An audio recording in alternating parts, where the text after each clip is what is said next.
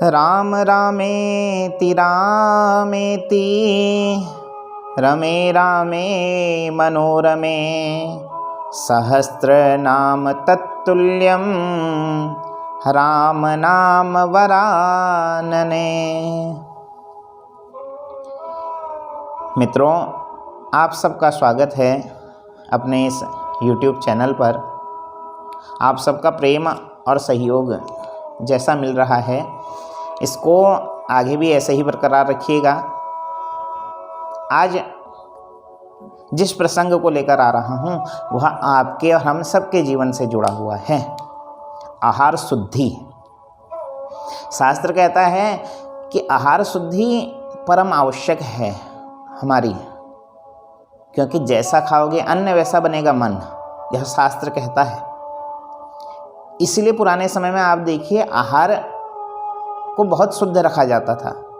हर किसी के हाथ से खाया नहीं जाता था, हर किसी के घर में खाया नहीं जाता था। उसका कारण यह नहीं था कि भेदभाव, उसका मुख्य कारण था कि सामने वाला ना जाने किस प्रकार से वह भोजन ला रहा है, किस प्रकार से बना रहा है, क्योंकि जैसा भाव उसका होगा वही भाव उस भोजन में प्रवेश करता है, उस अन्न में प्रवेश करता है।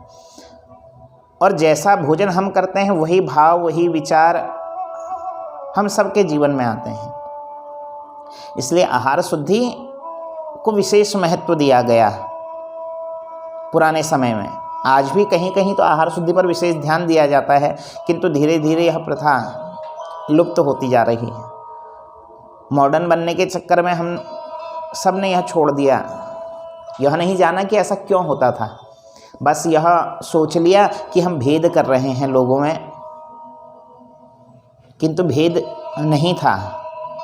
बस कारण यही था कि सामने वाला ना जाने किस भाव से बना रहा है, किस भाव से खिला रहा है, या किस प्रकार से वह उस अन्न को लेकर आया है। यदि दूषित मन से, दूषित कमाई से वह अन्न आया है तो उसको करने वाले के मन में भी दूषित विचार ही आएंगे। और शुद्ध भाव से अन्न कमाया हुआ है, शुद्ध भाव से वह भोजन बना है, उस भोजन को आप ग्रहण कीजिए तो शुद्ध भाव ही हृदय में आएंगे। तो एक छोटी सी कथा है जिसके माध्यम से मैं बताना चाहता हूँ कि अन्न क्या प्रभाव डालता है जीवन पर। एक नगर में कोई सेठ जी रहते थे।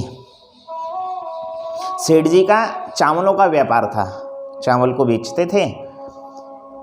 तो उनकी सांठगांठ हो गई स्टेशन मास्टर से, रेल के स्टेशन मास्टर से।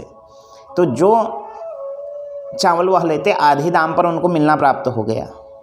कुछ हेरा फेरी करके आधे दाम पर मिलता और उसको वह आगे बढ़ा देते, आगे बेच देते, तो बहुत मोटा धन कमाने लगे, अनीति का धन आने लगा। तो अब सेठ जी सोचने लगे कि देखो, इतना पाप कर्म तो मैं कर ही रहा हूँ, पाप के द्वारा धन कमा रहा हूँ, तो थोड़ा कुछ पुण्य भी कर लिया जाए। तो उन्होंने कहा, कैसे होगा पुण्य? तो विचार आया कि चलो साधु सेवा हो जाए। तो एक साधु बाबा को भोजन का निमंत्रण दिया कि बाबा, आज दिन पे आप हमारे ही वहाँ भोजन करोगे। तो साधु ने कहा, ठीक है, मैं आ जाऊँगा।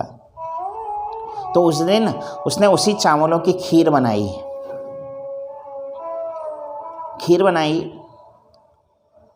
साधु महाराज आए, उनको जिमाया गया, खीर खिलाई और कहा कि बाबा, अब इतनी दोपहर में आप कहाँ जाओगे, धूप बहुत है, थोड़ी देर यहीं विश्राम कर लो। तो साधु ने कहा, ठीक है, मैं विश्राम कर लेता हूँ। तो विश्राम करने के लिए सुंदर बिस्तर पर लेटाया गया।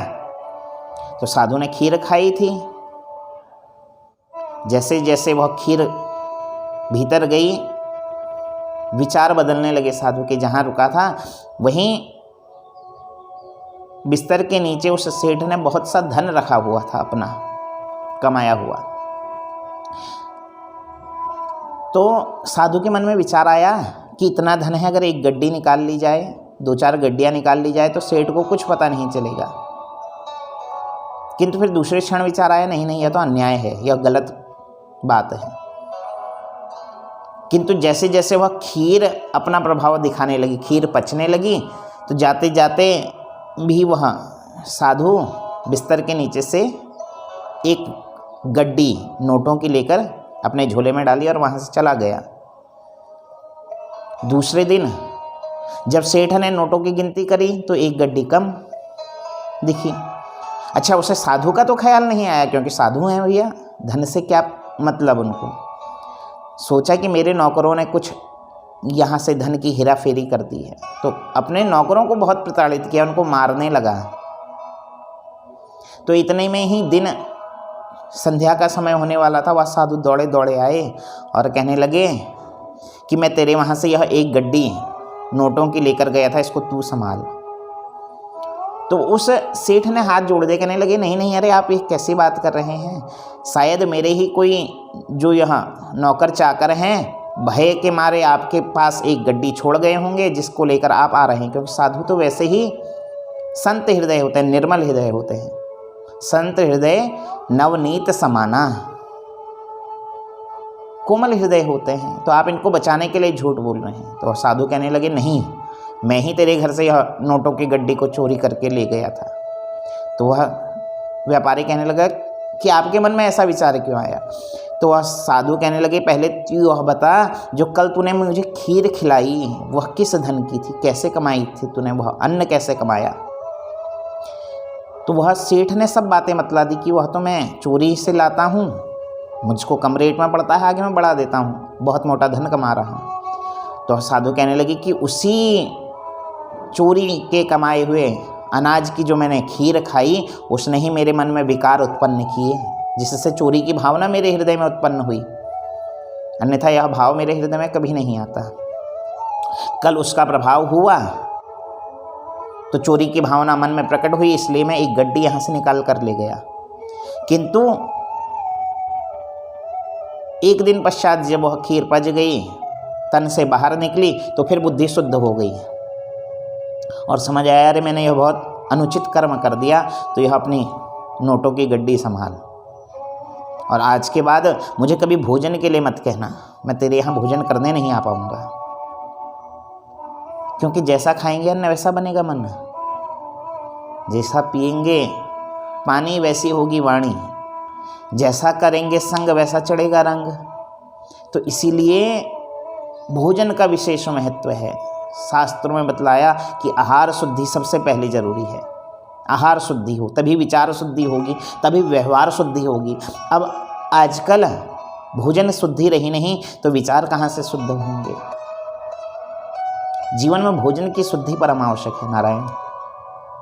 जब तक यह शुद्धि नहीं आएगी आगे कुछ और अच्छा हम कर सकें ऐसा बहुत मुश्किल है। तो आहार शुद्धि परम आवश्यक। सात्विक भोजन को विशेष महत्व दिया गया।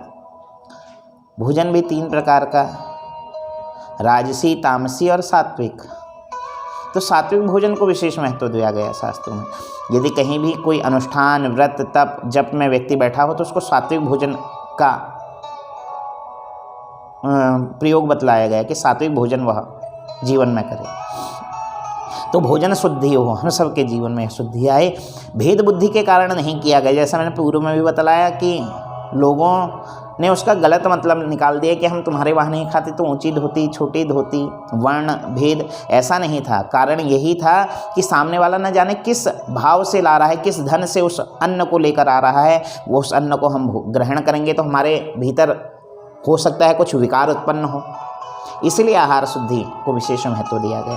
तो हम सब के जीवन में आहार शुद्धि आ सके जिससे विचार शुद्धि हो। विचार शुद्धि होगी तो व्यवहार शुद्धि होगी, व्यवहार शुद्धि होगी तो संसार स्वतः ही शुद्ध हो जाएगा।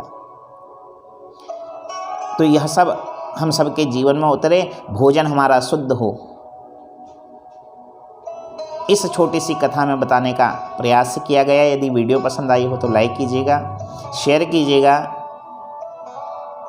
चैनल को सब्सक्राइब करिएगा जिससे आगे की परिचर्चा में हम सब सहभागी बन सके। आज के लिए केवल इतना ही। कल किसी नई वीडियो को लेकर आपके सम्मुख उपस्थित होऊंगा। तब तक के लिए आज की राधे राधे। जय श्री राम। हर हर महादेव।